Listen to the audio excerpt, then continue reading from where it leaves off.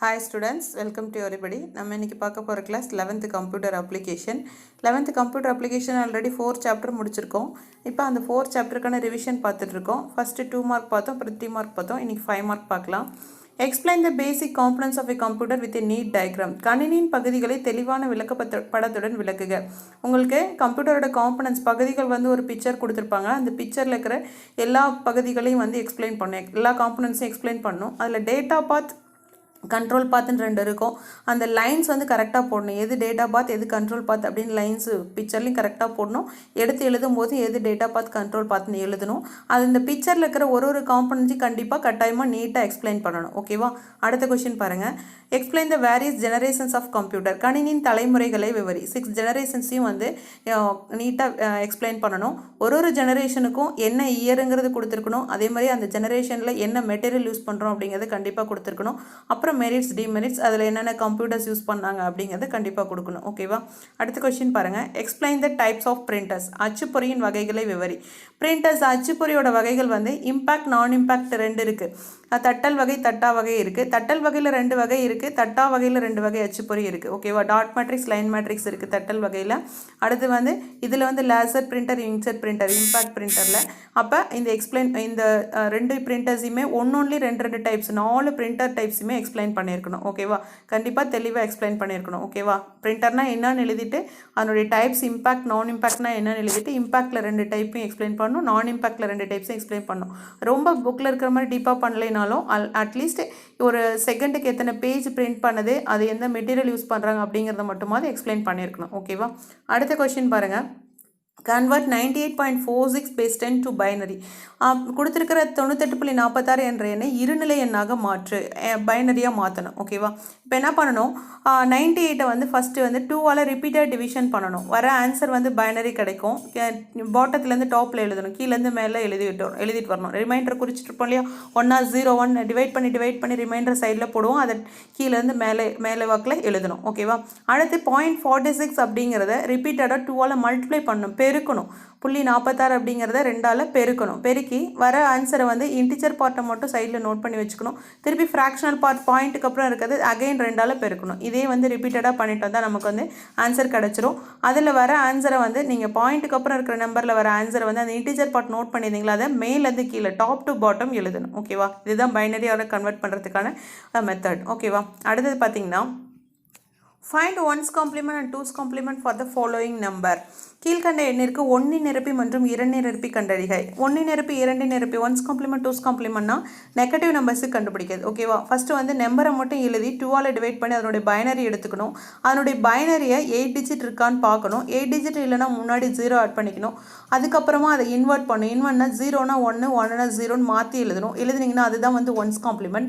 Again 2's complement 1 நிரப்பி அது 2 நிரப்பி எப்படி கண்டுபிடிக்கணும், 2's complement எப்படி கண்டுபிடிக்கணும்னா அந்த 1's complement வேல்யூ இருக்குல்ல, 1 நிரப்பி மதிப்பு இருக்கு இல்லையா, அந்த மதிப்போட ஒரு 1 மட்டும் ஆட் பண்ணிங்கன்னா அது 2's complement கிடச்சிரும். இது மாதிரி 2 நம்பருக்கும் நீங்கள் பண்ணணும். ஓகேவா? அடுத்தது பார்த்தீங்கன்னா அடிஷன் கொடுத்துருக்காங்க. 2 நம்பரை கொடுத்து ஆட் பண்ண சொல்லியிருக்காங்க, 2 நம்பர் கொடுத்து சப்ராக்ஷன் கொடுத்துருக்காங்க. அடிஷன்னா எப்போவுமே பைனரி அடிஷன் ஞாபகம் வச்சுக்கிறது 1 + 1 = 1 0 ஞாபகம் வச்சுக்கணும். 0 கீழே போட்டுட்டு பாரோ கேரி 1 வந்து மேலே போட்டு ஆட் பண்ணணும். ஓகேவா? அதே மாதிரி 111 இருந்தது அப்படின்னா 11ன்னு வேல்யூ வரும். அதில் 1 வந்து கீழே போட்டுட்டு கேரி 1 கேரியும் 1 வரும். ஒன்று கீழே போடுறதுக்கு ஆன்சரும் 1 வரும். ஓகேவா? ரெண்டுமே 1 1 வரும். 11 மட்டும் 1 0ன்னு வரும். ஓகேவா? அதை மட்டும் அடிஷனில் பார்த்துக்கோங்க. சப்ராக்ஷன் பார்க்கும்போது பாரோ பண்ணும்போது மட்டும் உங்களுக்கு நம்ம நார்மல் சப்ராக்ஷன் மாதிரியே தான் 1 - 1 0 1 - 0 1 அப்படி தான் பண்ணுவோம். பட் ஒன்று ஞாபகம் வச்சு பாரோ பண்ணும்போது மட்டும் நம்ம என்ன பண்ணுவோம், 9 9 கொடுத்துட்டு இங்கே 10 எடுத்துகிட்டு வருவோம் இல்லையா, அது இல்லாமல் அங்கேருந்து வரும்போது 1 1 கொடுத்துட்டு இங்கே 1 எடுத்துகிட்டு வருவோம். அதை மட்டும் நல்லா ஞாபகம் வச்சுக்கோங்க. ஓகேவா? அடுத்த கொஸ்டின் பாருங்கள். Explain the characteristics of microprocessor. நுண் செயலின் பண்பு இயல்புகளை விவரி. 3 பண்புகள் இருக்குது. என்னென்ன? கிளாக் ஸ்பீடு, இன்ஸ்ட்ரக்ஷன் செட்டு, அதே மாதிரி வேர்ட் லென்த். இது 3 எக்ஸ்பிளைன் பண்ணணும். ஓகேவா? அடுத்தது explain the types of ROM. ரோமின் வகைகளை எழுதுக. 3 டைப்ஸ் ஆஃப் ரோம் இருக்குது. PROM, EEPROM, EEPROM. ப்ரோம்னா வந்து பிளாங்க் மெமரியை வந்து நம்ம மேனுஃபேக்சரிங் பண்ணுவோம். EEPROMனா அல்ட்ராவயலட் ரேஸ் மூலிமா எரேஸ் பண்ணுவோம். EEPROMனா எலக்ட்ரிக்கல் சார்ஜ் மூலிமா எரேஸ் பண்ணுவோம். இந்த மாதிரி எல்லா பாயிண்ட்ஸும் இருக்கணும். இது இம்பார்ட்டன்ட் பாயிண்ட்ஸ். அது இல்லாமல் எக்ஸ்பிளைன் பண்ணணும் புக்கில் இருக்கிறத படித்து. ஓகேவா? அடுத்த கொஸ்டின் பாருங்கள். Explain about the DVD. DVD பற்றி விளக்குக. டிவிடி வந்து அதனுடைய மெமரி கெப்பாசிட்டி என்ன, அது ஒன் சைடட்னா எப்படி இருக்கும், டூ சைடட்னா எப்படி இருக்கும், என்ன கலரில் இருக்கும், அது வந்து இத்தனை இன்ச் இருந்தால் என்ன கெப்பாசிட்டி, அடுத்து அதிக பெரிய சிடி எப்படி இருக்கும், டிவிடி சின்னது பெருசு ரெண்டு இருக்கு இல்லையா, அதனுடைய இன்ச்சஸ் வச்சு அதனுடைய மெமரி கெப்பாசிட்டி இது எல்லாத்தையும் எழுதியிருக்கணும். ஓகேவா. அடுத்தது arrange the memory devices in ascending order based on the access time. நினைவக சாதனங்கள் அதன் இயக்க நேர அடிப்படையில் ஏறு வரிசையில் எழுதுக. இப்போ வந்து அந்த மெமரி டிவைசஸ் எல்லாமே வந்து இந்த ட்ரையாங்கிள் போட்டு அதில் வந்து அசெண்டிங் ஆர்டரில் ஏறு வரிசையில் எழுதியிருப்பாங்க. எந்த டிவைஸ் வந்து ஸ்லோவாக இருக்கும், போக போக வேகமாக இருக்கும், மேலே டாப்பில் வந்து கேட்ச் மெமரி இருக்கும், கீழே வந்து ஹார்ட் டிஸ்க் இருக்கும். அந்த மாதிரி அதை நீட்டாக அந்த பிக்சரை போட்டு எழுதணும். அது மட்டும் எழுதினா போதும் இந்த 5 மார்க்குக்கு. ஓகேவா.